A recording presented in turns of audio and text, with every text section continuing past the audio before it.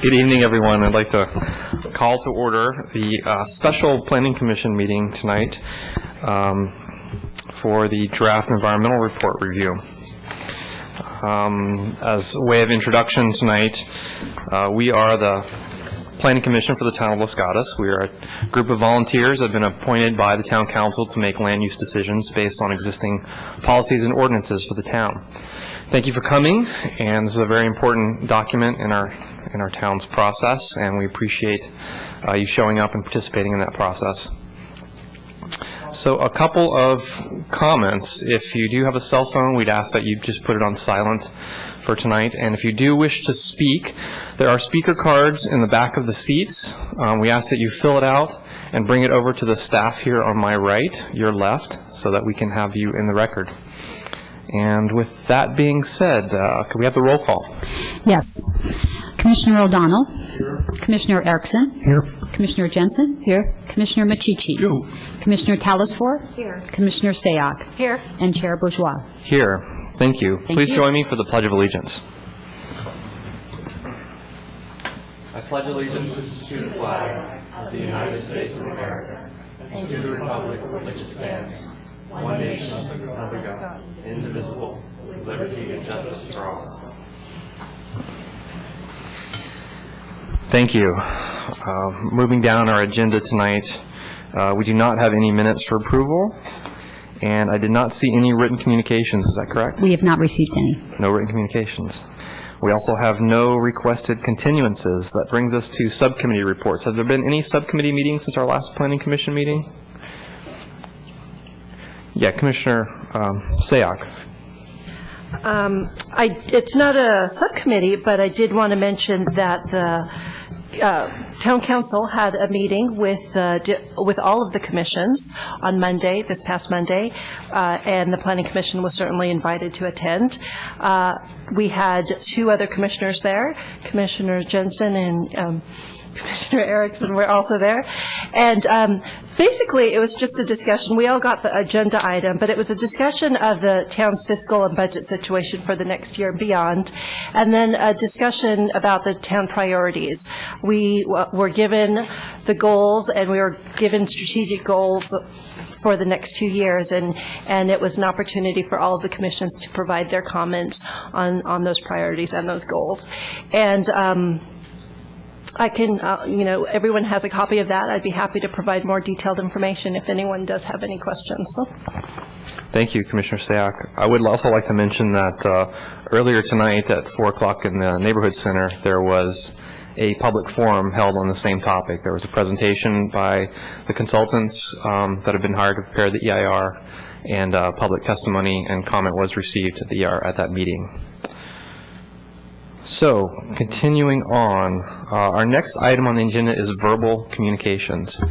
So, if anyone wishes to speak or address the Commission on any items that are not on tonight's agenda, now is the time to do so. I don't have any cards in front of me, so let me know now if you wish to speak under verbal communications.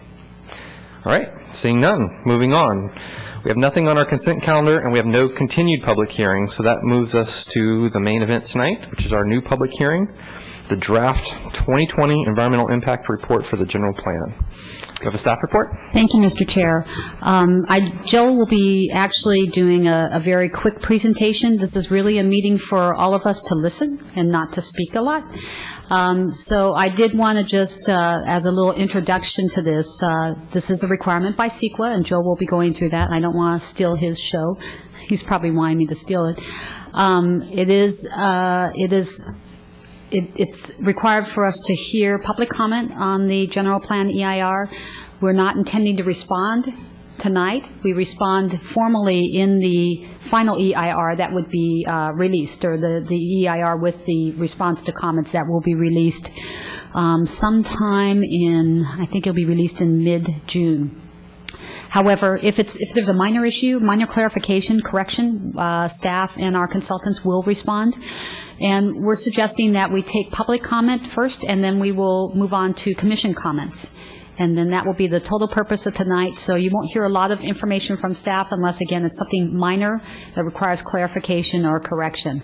So with that, I'm going to turn it over to Joe Paulson, who will be presenting the staff report. Well, Wendy summed it up pretty well. So as many of you know, we've been in this process of updating the general plan for the past approximately 16 months. On March 10th, the draft EIR and the draft 2020 general plan were released for public review. Pursuant to CEQA, there's a 45-day review period in which we take comments.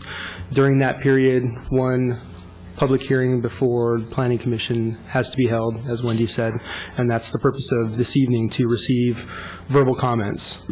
The draft EIR is an informational document that provides an environmental assessment of potential impacts of the 2020 general plan. It helps inform both the public and the town decision makers, both Planning Commission and Council, of the significant impacts that would potentially occur if the plan is carried out. It also lays out 3 alternatives. There is the no project alternative, which would be not to update the general plan and continue with the existing plan.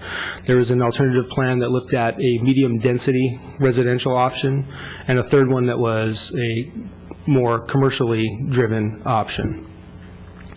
Most of the impacts of the general plan are mitigated by the proposed goals, policies, and action items of the general plan. However, there's 5 significant impacts that have been illustrated in the EIR that will not be able to be mitigated. And those are in 4 topic areas, which is air quality, greenhouse gas emissions, land use, and transportation and circulation. So for next steps, as Wendy said, we're going to take public comment and also any comments the commission has this evening. And then following the public hearing and the close of the 45-day public review period, which is April 26th, which is next Monday, staff and the town's consultants will respond to all of the written communications that we receive up until the 26th, as well as any testimony that we receive tonight regarding the EIR. And as Wendy also said, the responses will be laid out in the final EIR, so we won't go any further into that. Obviously, after the final EIR is prepared, there'll be 2 public hearings before the Planning Commission for the draft EIR, final EIR, and the general plan, the Los Gatos 2020 general plan update. Those are tentatively, and I shouldn't say tentatively, I guess, those are scheduled for June 23rd and June 30th. Hopefully, on the June 30th meeting, the Planning Commission will be making a recommendation to the Town Council. And then the Town Council is currently scheduled to review the document August 2nd and August 16th. This is intended, again, as a sounding board to take public comment, and it's not intended to discuss the proposed 2020 general plan. It's strictly to deal with the draft EIR. And really, the issues should hopefully steer towards the completeness and adequacy of the draft EIR as it has been prepared. And that concludes staff's report, and staff and the town's consultant are available if there's any questions. And, Mr. Chair, I just wanted to kind of underscore one of Joel's comments, and that is the comment period does extend until the 26th. So we will be taking written comments, verbal comments, that's what tonight's for, but we will continue to take written comments up until the 26th. That will then formally be addressed in the final EIR. On the general plan itself, the public is welcome to make comments through the process, through the adoption, all the way up until the council hearings. But this is strictly on the environmental impact report, as required by CEQA. Thank you. And could you give, for maybe anyone watching at home, like what address or email address they send written comments to? What have we been using? Well, there's several venues. If you sign up on the website, which is lggeneralplanupdate.org, and email that website, then those get forwarded to staff. Otherwise, you can email myself directly. I won't say Wendy. You can email me directly. My email address is on the town's website, and so otherwise you can also, there's a phone number, you can call me directly. And then you want to give our address too. Or you can provide it written at the town's address, which is also on the town's website. Great, thank you. Do we have any questions of staff from the commission at this time? All right. I do have one. Oh, Commissioner Talsfor. So the comments that would come into staff from now till June 30th, I think, is that the last date that we'll see it? Comments on the general plan, not Right. the EIR. Right. Yes. Well, how will those be compiled for us to read, or they'll just be available? How will that happen?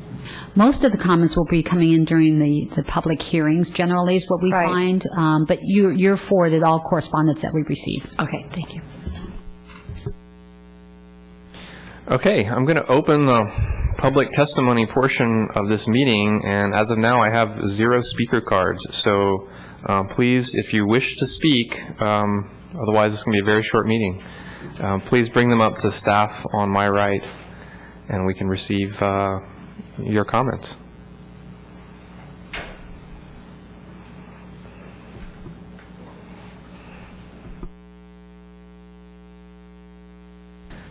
Okay, our first speaker is Ms. Lee Quintana. Given the few number of people that I see in the room and even fewer number of cards, I'm going to be a little more lenient with the time. Normally speakers have 3 minutes.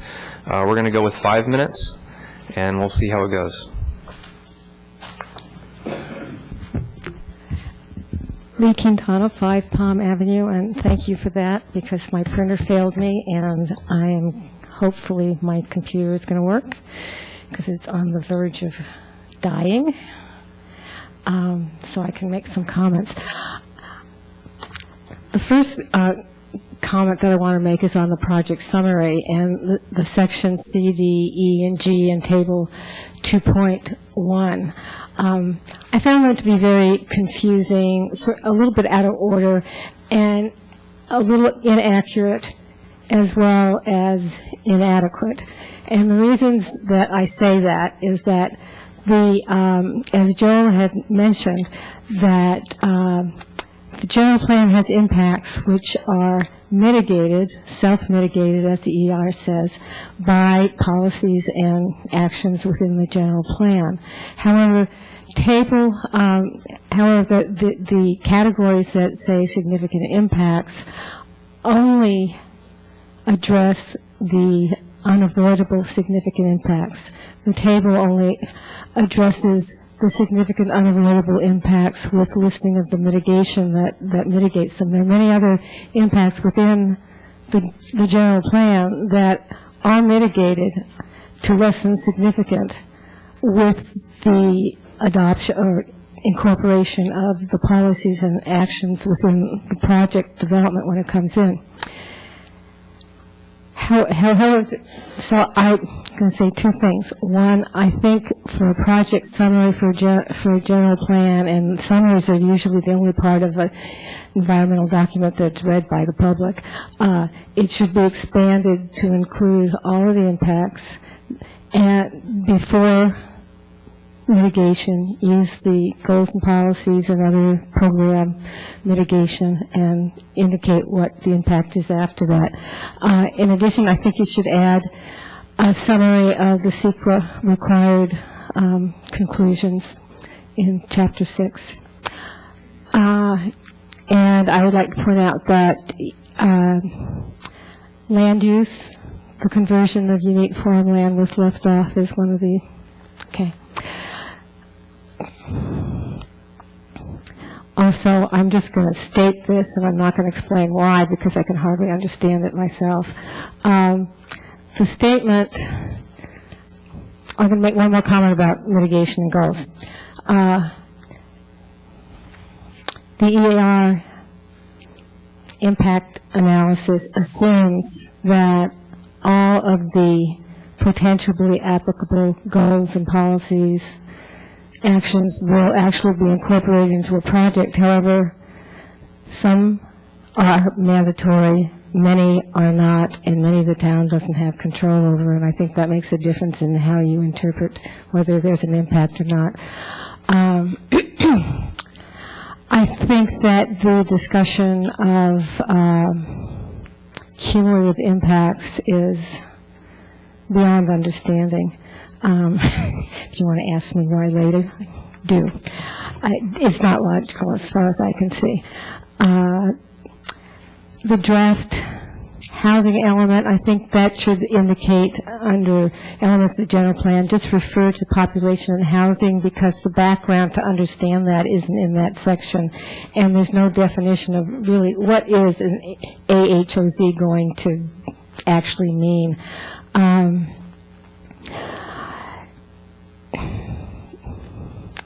Go down.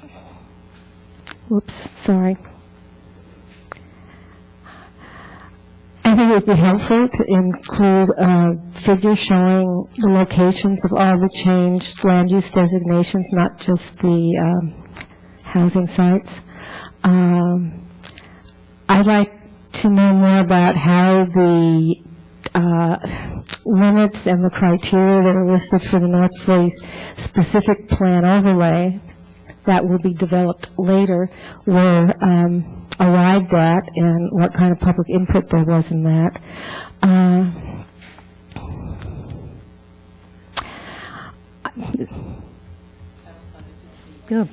Okay, I guess That was fine. that's it. That was fine. Okay, why don't you go ahead and wrap up with maybe a closing statement, and then we'll see if we have any questions. Okay, I also think that the alternatives impact did not include a meaningful alternative that could reduce the impacts of the general plan. And considering that our emphasis was supposed to be on sustainability, and most of the unmitigable impacts have to do with sustainability, I would have liked to have seen an alternative that addressed that more meaningfully. Thank you, and I hope you'll submit, if you have the remainder of comments, you'll submit them in writing. Do we have any questions for the speaker? Commissioner Sayak. Ms. Quintana, you had mentioned briefly about cumulative impacts, and you touched how it didn't make sense to you, but if you could just expand on that and then perhaps provide an idea of what would have made sense. Okay, I don't have the wording in front of me, but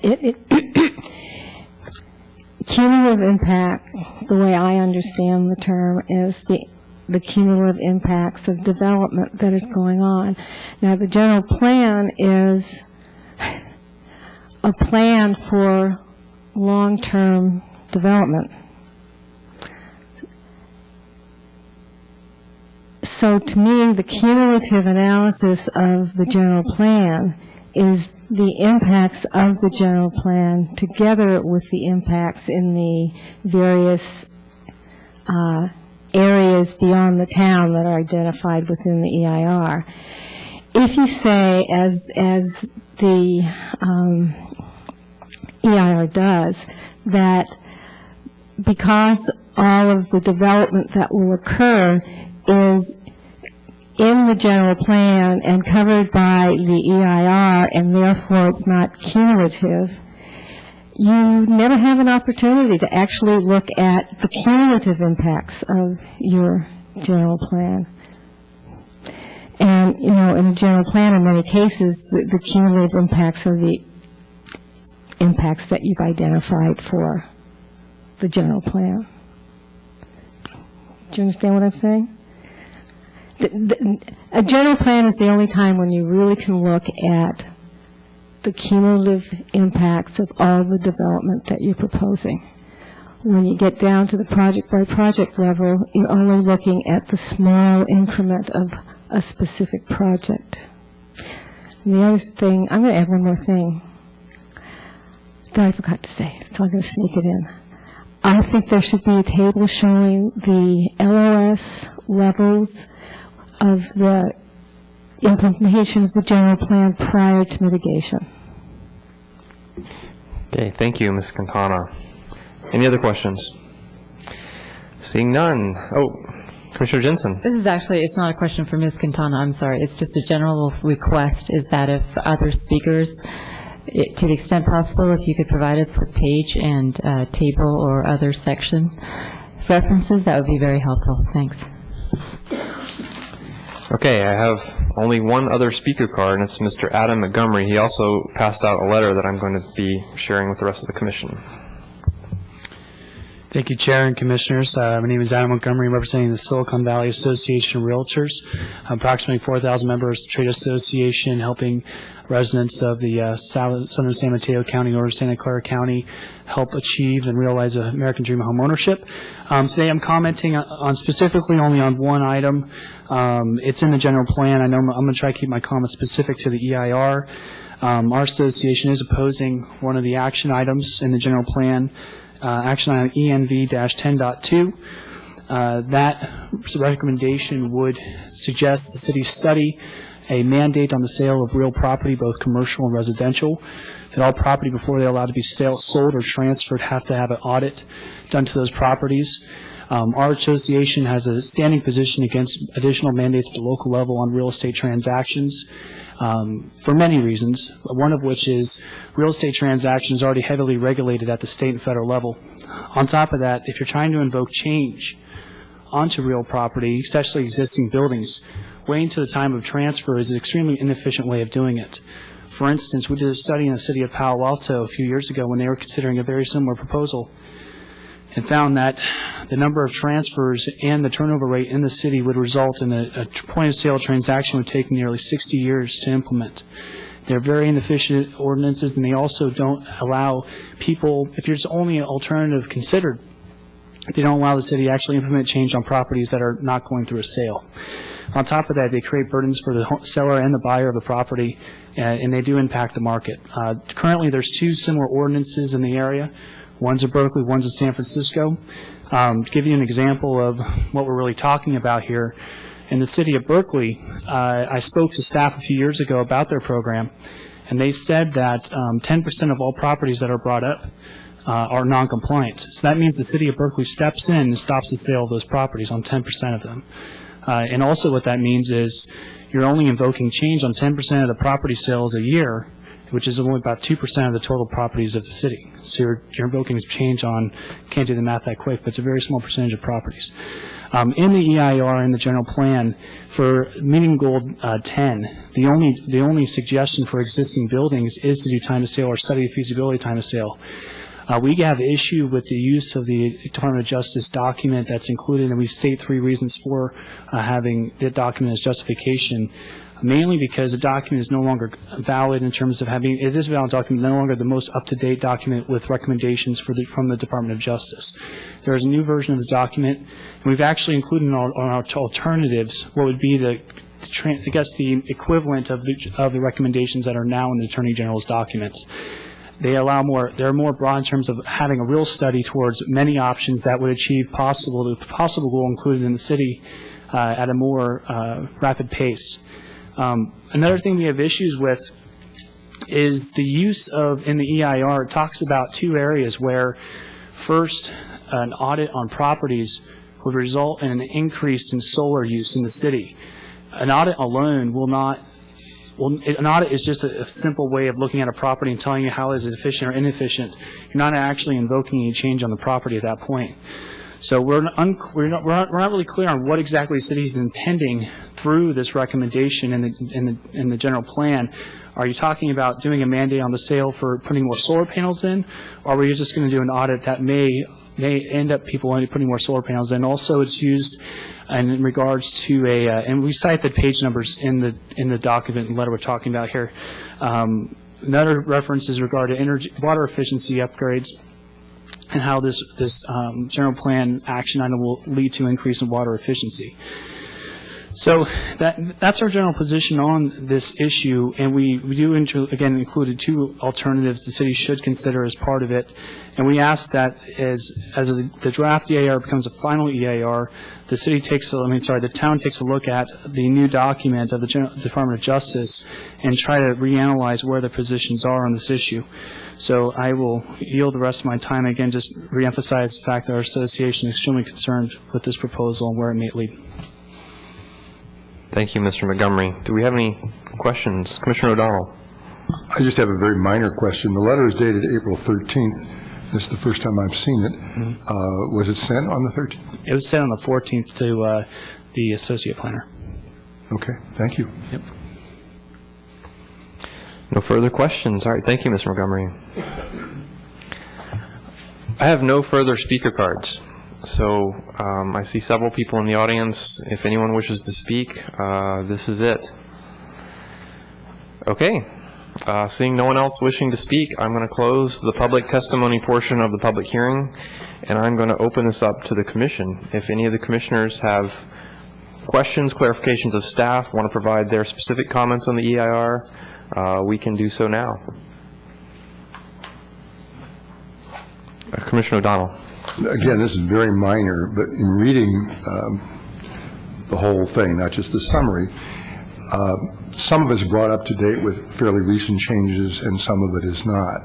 And it was not clear to me whether it was intended not to be up to date on those matters for some reason, or whether it's just something that needs to be brought up to date. And I realize that's kind of vague, but if you look at it, some of the most recent things we've done are included, and that was very helpful. Some of them speak as of a time, I guess a few months ago, or at least some time ago, which is no longer the case. None of these things are substantive. So whether they're correct or not is not going to change the substance, but I just suggest that when people go over it again, they might look to see that to the extent that we ought to be bringing it up to date, we do it. Thanks. Thank you. Commissioner Machichi? This is related to the North 40 specific plan. As I read this, it clearly is making provision for the potential of a hotel being in that area. I was wondering, was any thought given to, we've lost a lot of our car dealerships in the town, which clearly has resulted in the loss of sales tax here, significantly, I assume. Has anybody given any thought, or at least studied the fact that putting a mall in there, an auto mall, would be an ideal contribution to the town? Has that been brought up or discussed at all, or? Do we want to address that as a question, or just take it as a comment? I think it's actually more related to probably to the general plan too. So I'm thinking that's a good point. I can say short answer is no, because it wasn't considered because the market is just not the market demand is not there. So the market demand for an auto dealership being there is not there. The dealerships, as we understand, the demand is locating in auto malls, a larger auto mall, the existing auto malls, and not creating new auto malls. The other, maybe a short answer, is that we were trying to stay fairly consistent with the previous work that had been done on the North 40 specific plan, with the exception of housing. And because that was recognized near the end of, it's over 10 years ago when the original specific plan was almost adopted, that housing would be appropriate for that area, and we shouldn't go back and reconsider that. So I think it's really keeping in spirit with that. Related to housing. Could I just add? Yeah, could I just add? No, I just want to add to that, because prior to the beginning of the general plan update process, the general plan committee did look at. We started down the path of updating the North 40 specific plan, and there was a lot of conversation about an auto mall there. So it was part of the conversation. That was probably 3 years ago at this point. But yeah. So your next question. This is a nice one, but what I saw was that they require no more than 750 dwellings. Would that include the BMP units? Yes. All right, so the BMPs are what, 20% of the non-BMPs, right? Correct. Well, at that range, they would be, yes, because it's a... Yeah, I think it's a 20% factor. So if 750 includes it, and we mentioned 150 later on, then we should be taking 20% of 600. That's if you're applying the BMP formula. That's correct. That's what I'm asking. Right, and that may not be the case. We're going to be... You may just pick a number. Well, we're probably going to be negotiating a development agreement with the developer. So it could be separate. All right, thank you. Any other questions? Commissioner Sayak. This is somewhat theoretical and it's more process-oriented, but if you could explain it to me as I go through the process, not only with the EIR, but, well, specifically with the EIR. there's two specific plans that we anticipate based on the general plan, the North 40 development as well as any large developments along Los Gatos Boulevard.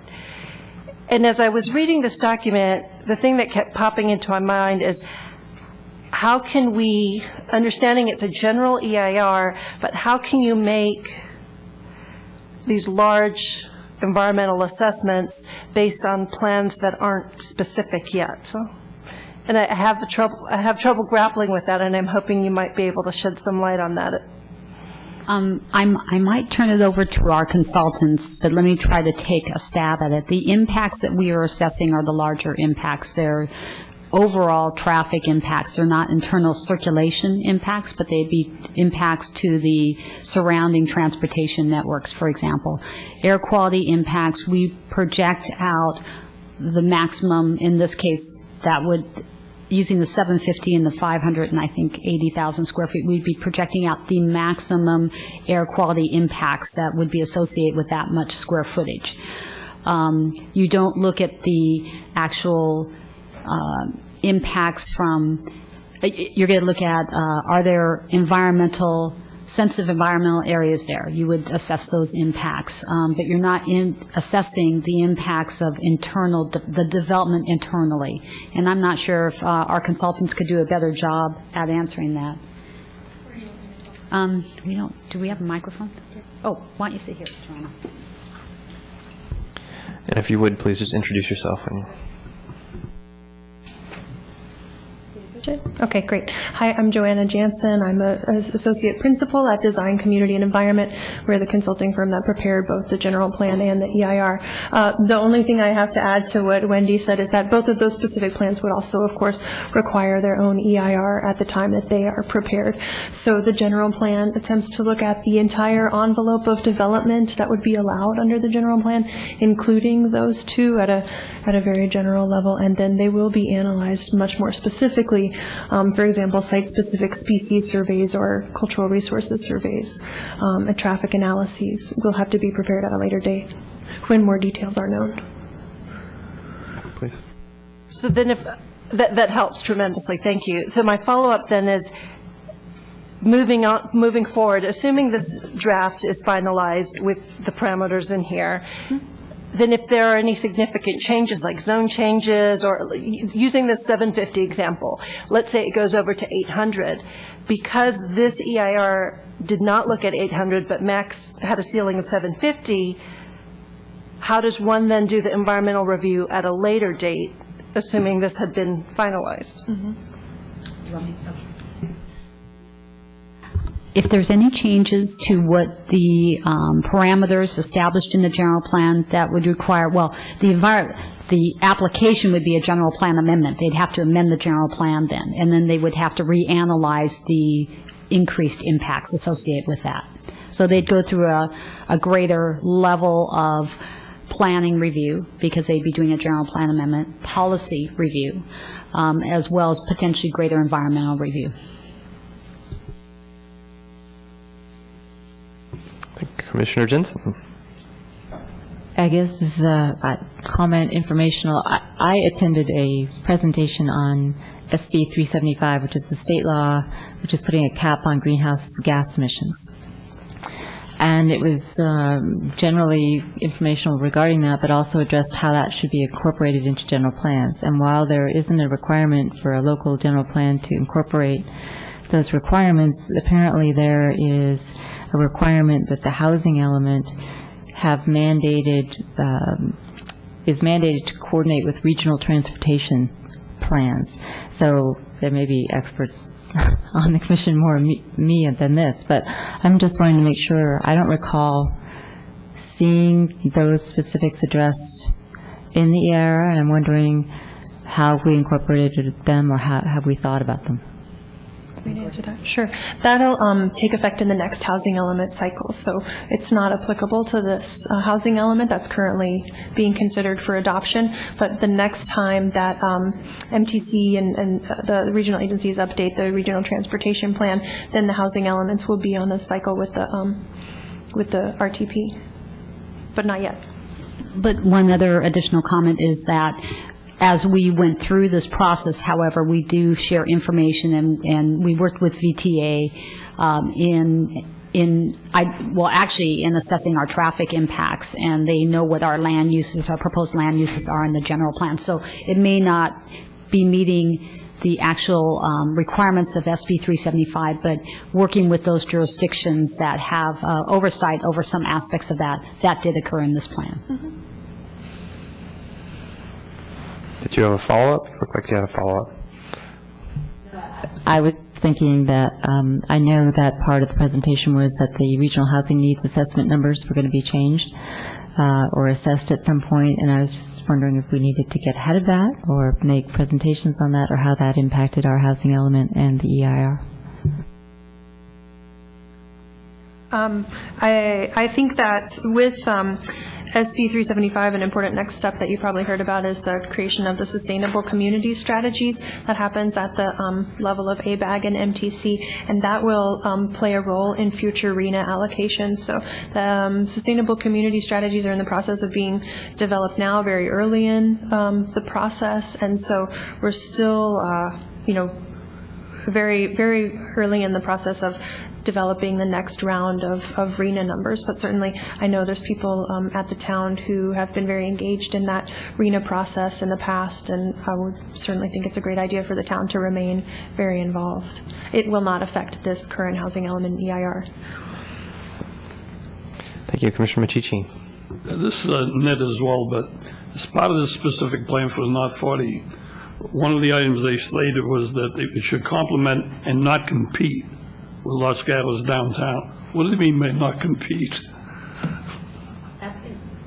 That's going to be a challenge. That will be a challenge of the plan. For us when it comes up too. Yeah, So. I think that as we go through the specific plan, that's going to be something that we'll have to take a look at, and it'll probably be looking at a combination of regional destination locations that, downtown has smaller format retail typically, more local retail.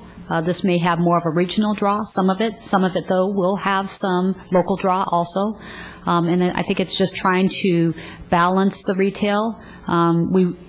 The plan as it's envisioned right now is creating a community in itself. It's creating a neighborhood or a grouping of neighborhoods. So you would have similar uses. You'd have dry cleaners. You would have delis, which we have those all throughout the community. And that's, that is a community. You're going to have some throughout the community as well as in downtown.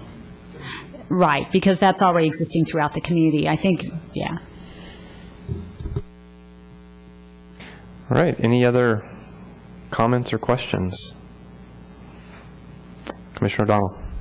I just wanted to make a comment, because if anybody is watching this at home and all the initials are being thrown around, it reminds me that if anybody really sits down and reads this with the appendices, it takes hours to virtually skim it.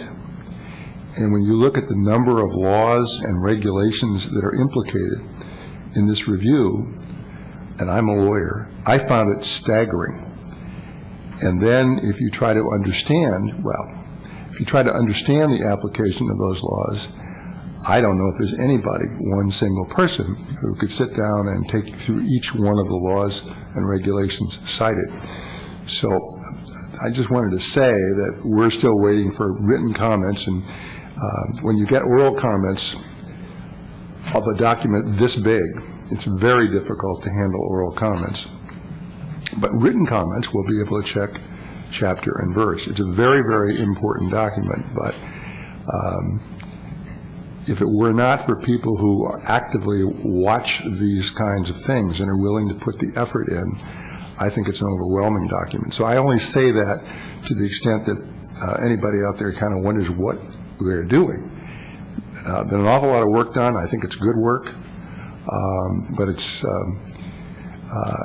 a lot of homework would be involved in understanding the work that is going on, and I just thought I would mention that. So that's my comment.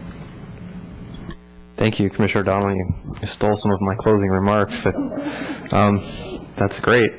Anyone else have any? Okay. I would just like to reiterate some of what Commissioner O'Donnell stated, and if this discussion has at all, piqued your interest in any particular issue, that these documents are available on the website, which is lggeneralplanupdate.org, so you can find the documents there. I'd like to reiterate your comment opportunities. The written comments on the adequacy of the EIR are due on Monday, April 26th. There'll be several more public hearings that members of the public can attend to comment on the general plan itself. That's the General Plan Advisory Committee on May 6th and May 20th. The future Planning Commission meetings, which are June 23rd and June 30th. And finally, the Town Council meetings, which would be August 2nd and August 16th. And so those are the dates when you have additional opportunity to maybe sit down and digest some of this information and provide further input. So seeing no other comments, I'm going to go ahead and close the public hearing on item number 1. And thank everyone. And we have a few more items before we adjourn, I believe. We have no continued other business. Do we have, under new other business, do we have a report from the Director of Community Development? We have no report tonight. No report. Do we have any commission matters? Any commissioner have any items they wish to raise? Okay, seeing none, the meeting is adjourned. Thank you.